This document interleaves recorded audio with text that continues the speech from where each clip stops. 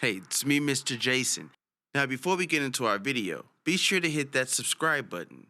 Make sure you hit that like button as well as that notification bell so that you know whenever we upload. Also, don't forget to comment down below a book that you would like for us to read together. I love requests, and when I get requests, that lets me know that you're out there listening and watching, and we love that here at Read Alouds with Mr. Jason. Thank you for watching. Thank you for listening. And don't forget, keep reading. Good morning, good afternoon, and good evening to wherever you are in the world. My name is Mr. Jason, and today I have a read aloud for you.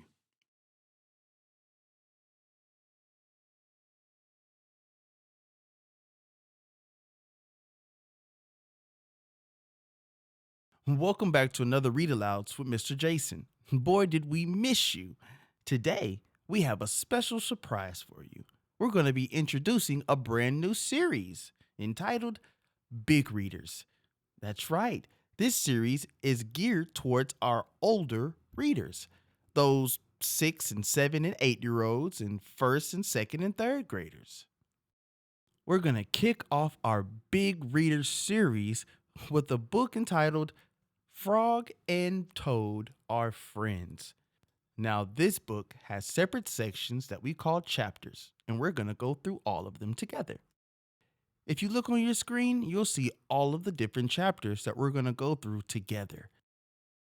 Our first chapter is Spring. Our second is the story. Then a lost button. Then a swim. And last but not least, the letter. I hope that you, your family, and your friends can join us for each and every one of our stories in the next coming weeks. In addition to our 2 and 3 letter sight words, just for our big readers, we added 4-letter sight words. Now, throughout the story, all of the sight words will be underlined. Our 2-letter sight words will be red, our 3-letter sight words will be blue, and our 4-letter sight words will be yellow. Be sure to leave a comment down below if the underlining of all those sight words is a little distracting. With all the reds and the blues and the yellows all over the pages, I can see how it can be a little hard to read and maybe even get a little confusing. So let me know down in the comments if the underlining helps or if it becomes a distraction. Whichever one you choose, we'll make the proper adjustments for the remainder of our stories together. Now, for the parents and the teachers out there, here are a few key indicators that this story teaches. Each story will have its own key indicators. So be sure to pause the video so you can see which key indicators each chapter is teaching. Now that we've gotten all that out of the way, let's get into our first chapter, Spring, in Frog and Toad Are Friends, written and illustrated by Arnold Lobel. For our big readers, in Read Alouds with Mr. Jason. Frog and Toad Are Friends, written and illustrated by Arnold Lobel. Chapter 1, Spring. Frog ran up the path to Toad's house. He knocked on the front door. There was no answer. "Toad, Toad," shouted Frog. "Wake up! It is spring." "Blah," said a voice from inside the house. "Toad, Toad," cried Frog. "The sun is shining. The snow is melting. Wake up." "I'm not here," said the voice. Frog walked into the house. It was dark. All the shutters were closed. "Toad, where are you?" called Frog. "Go away," said the voice from the corner of the room. Toad was lying in bed. He had pulled all the covers over his head. Frog pushed Toad out of bed. He pushed him out of the house and onto the front porch. Toad blinked in the bright sun. "Help!" said Toad. "I cannot see anything." "Don't be silly," said Frog.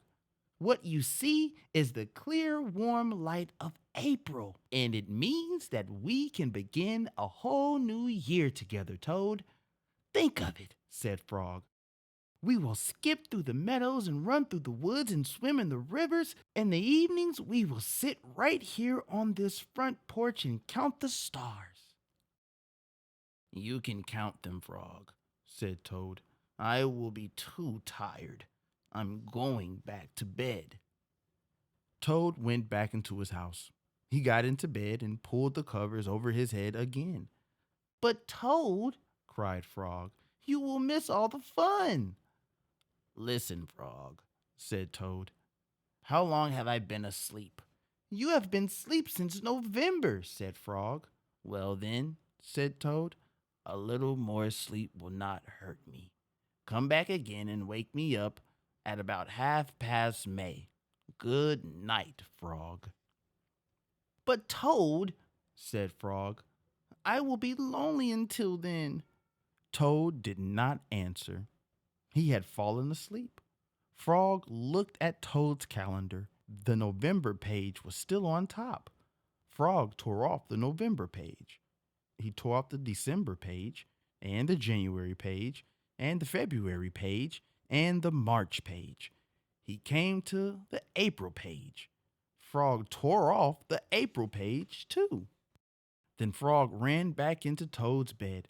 "Toad, Toad, wake up! It's May now." "What?" said Toad. "Can it be May so soon?" "Yes," said Frog. "Look at your calendar." Toad looked at the calendar. The May page was on top. "Why, it is May," said Toad as he climbed out of bed. Then he and Frog ran outside to see how the world was looking in the spring. Wow, what a friendship. Frog took all those pages off just so he wouldn't be lonely and so that Toad would get up. If you were wondering why Toad wouldn't wake up, it's because he was still hibernating. That's right, frogs and toads hibernate throughout the winter. Just so happened that Frog woke up a little bit sooner than Toad was willing to. Well, I hoped you liked the first chapter of Frog and Toad Are Friends because we got 4 more to go, and I hope you're with us to enjoy them all. Also, remember to leave a comment down below on how you liked the underlined sight words. Were they helpful or were they a distraction? Either way, thank you in advance for all of your comments. Well, without any further ado, thank you for reading with me. I had a blast reading with you as I always do. Don't forget to like, subscribe, and share this content as much as possible. And don't forget to comment down below. Thank you again for reading with me. I can't wait to read again with you soon. And to all my little readers and my new big readers, don't forget, keep reading.